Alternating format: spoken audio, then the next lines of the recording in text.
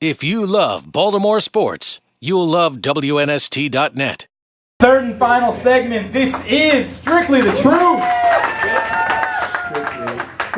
David's first and 10 in Hampden, having a great time. Jameel McClain, your host. Make some noise once more for Jameel McClain. Come on. We've been out there drinking that pinnacle the whole time. That's what it is. That's what it is. His special guest tonight is Chris Canty from the Baltimore Ravens. Make some noise for Chris. In the building. This guy's sharp. He's great. He's great. The world needs to know more. He's great. Dude, it's funny because we mentioned in the first segment, you found out today you're the Ed Block Courage Award winner. Chris came into Baltimore, like his first Baltimore experience this past year was the Ed Block Courage Award. That was neat because you knew you had already signed with the Ravens by the time you came in. What was that experience like? It was really cool, and I guess the best part about it was being able to participate in the Courage House and going and hanging out with the kids down there.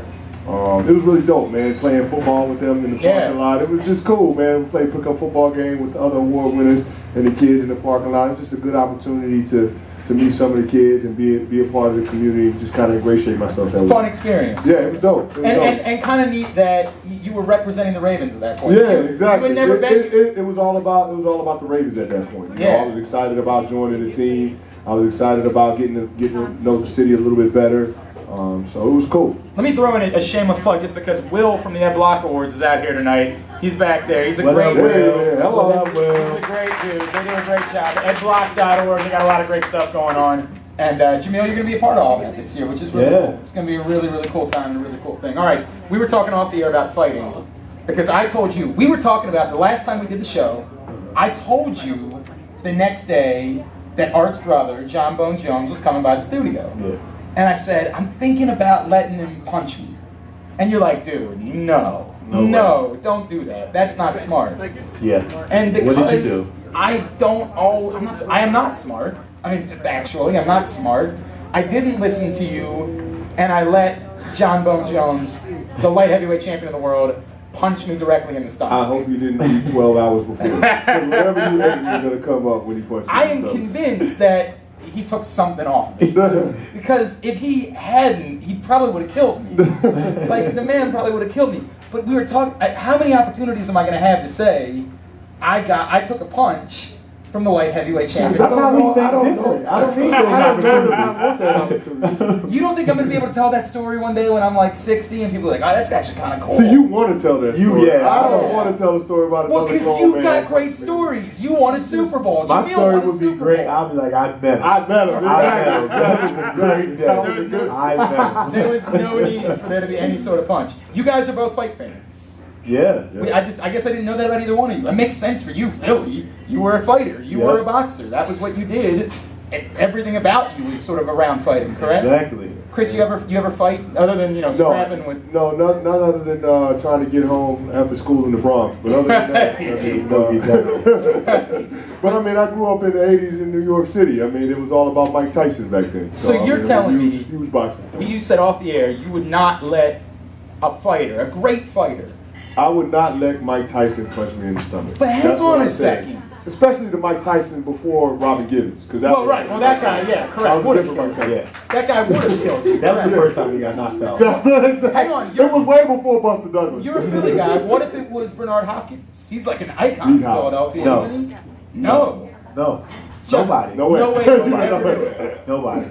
Nobody that's professional. That's like saying, would you let a sniper shoot you in the leg? No, it's not like saying that. But it's a sniper. I get to keep my leg at the end of this process. You don't I still have my stomach. You don't know if your stomach will be attacked after Mike Tyson hits you. Just don't know. How good of a fighter were you? Honestly, how good of a fighter were you? I was a pretty good fighter. I was not to toot my own horn, but I was so good of a fighter that my trainer was mad that I quit. Really? Yeah. How old were you when you stopped fighting? Man, I want to say it was around about 8th, 9th grade that I really just stopped because I just said I was going to focus on football to get to college. Sure. And you think if you stayed on that path, we would have seen you fighting on Saturday nights? Undoubtedly. He still talks to me about it every chance that they get. You know, my trainer was Trick the White and Brother Nazim, who was in charge of Concrete Jungle is his thing, but the likes of Bernard Hopkins and Shane Mosley. and all of those guys. So they still mention it like, I can't believe you chose football. What'd you think of Tom Zbikowski as a fighter? Zibby, I like Zibby. I went to his fight in Vegas. Did you? Yeah. What was that like?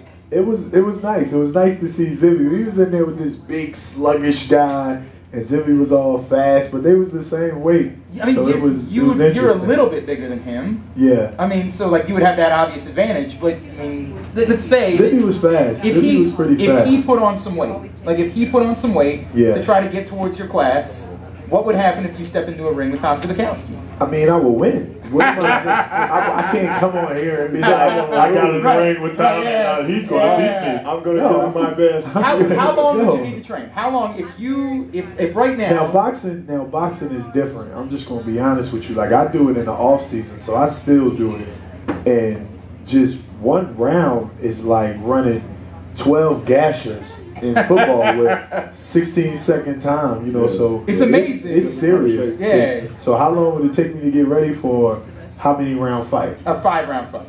That's reasonable, right? A 5-round fight is reasonable. I would say that's about 2 to 3 months of strict training. Wow. Strict training What's without different? looking gas. What's different in training for boxing than in what you guys do in the off season? You're getting punched without a helmet. So. Yes, in the fight itself, but in training, is it just the sparring? Is it just the? No, it's the cardio of it. Like it's a completely different type of cardio thing. Like in football, I can train and I only got to prepare for about 6 seconds max. Right. But in a match, you got to go consistently for that 3 or 5 minutes or whatever the time will be. You know, so you got to go consistent that time. So just hitting a heavy bag will get you tired for 1 minute. Wow. It'll get you tired. Wow. Chris, who was your favorite fighter? Who was your guy? I like I just told you. I heard Mike Tyson. Okay, I didn't know that was That was your your guy. number one. That was your guy. That was my favorite. I mean, that's why I got into boxing. I mean, it's my whole reason. I mean, he's from Brooklyn. You know what I'm saying? right. And then We can understand the he trained in Catskills. I mean, he was a New York personality in the 80s. I mean, it was, when it was about boxing, it was about Iron Mike. So who's number 2? Who's my number 2 favorite fighter? Now, who's number 2? My number 2 favorite fighter, number or 2 who I think number 2 favorite fighter? Your Oh. favorite? I gotta go with Money Mayweather, man.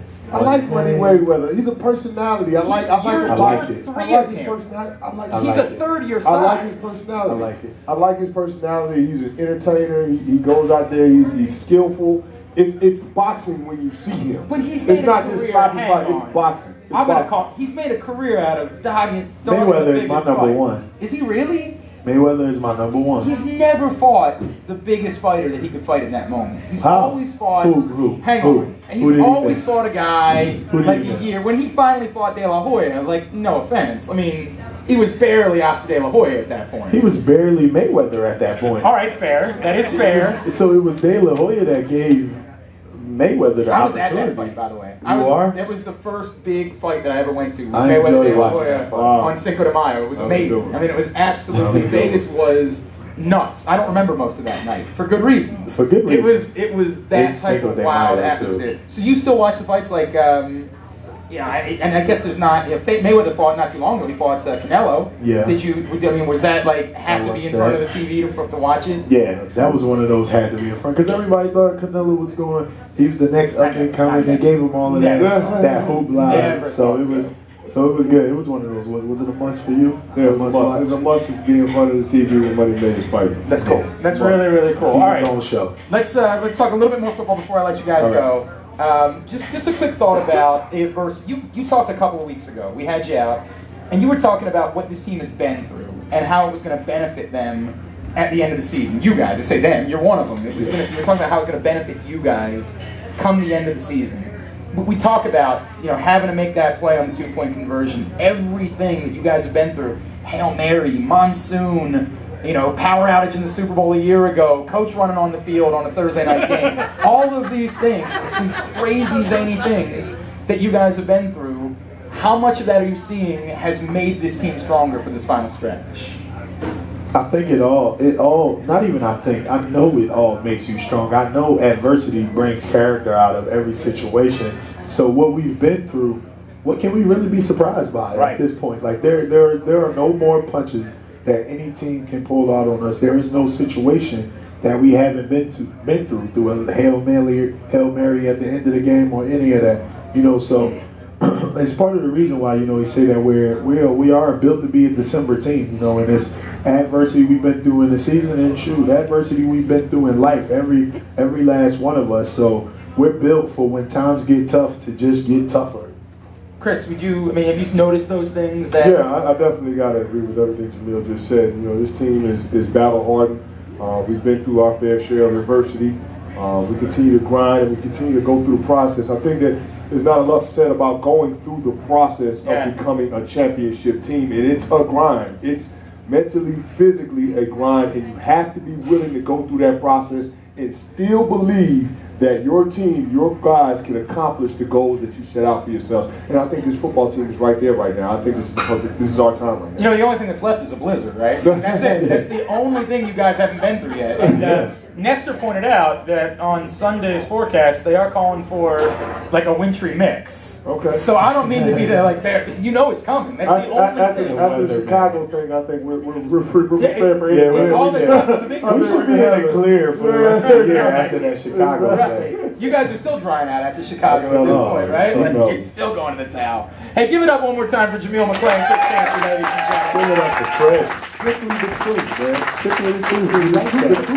truth is y'all need to have me on the show more often. Oh, that's the truth. That is true. You got to talk to the money man. You got to talk to the host of the show. You got to talk Playoffs. to the host. You talking about the playoffs? Chris, plug your Twitter, your foundation, everything you've got going on real If you want quick. to see what I have going on around the community, check me out at www.chriscantyfoundation.org or tweet CCF. You can follow my personal accounts at ChrisCanty99 on Twitter, Instagram, and Facebook. No doubt. Jameel McClain, they can follow you. At Jameel McClain on Twitter. You can check out the website, www.jameelmcclain.com. I need to thank ABC Rental of Rosedale. If you are planning a party or family get-together this fall, ABC Rental of Rosedale has you covered. You need cornhole for tailgating on Sundays, ABC Rental has you covered for that too. You name it, ABC Rental probably has it, and they'll rent anything to you for a special WNST 10% discount.